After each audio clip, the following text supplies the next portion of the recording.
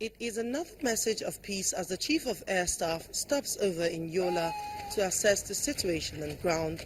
Without wasting time, the Air Chief proceeds to the Emir's palace with a message of hope. We are working round the clock to ensure that we carry through this operation. We are working round the clock to ensure that people are able to go about their businesses. People are able to pursue their legitimate aspirations without any hindrance. The Lamid of Adamawa expresses optimism that the insurgents will be completely wiped out in the northeast. I hope in the next 2-3 days we will bring to an end the menace of the terrorists. Governor Muhammad Jibrila confirmed the successes of the military, saying the state is now calm as the state government expects the arrival of 56,000 internally displaced persons from Cameroon. Well, as far as the state is concerned, the situation here is calm and stable.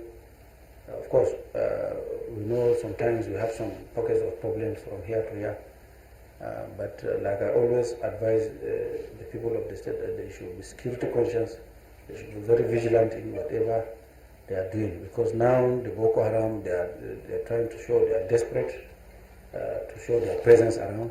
That's why now they have turned everything into like a guerrilla way of attack.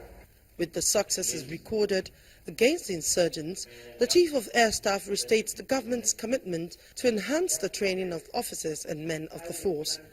We will continue to pursue our capacity building programs.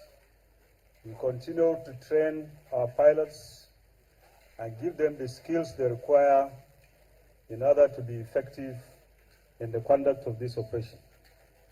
I also want to observe that the Nigerian Air Force will continue to build capacity of our technicians and flight engineers, as well as other personnel.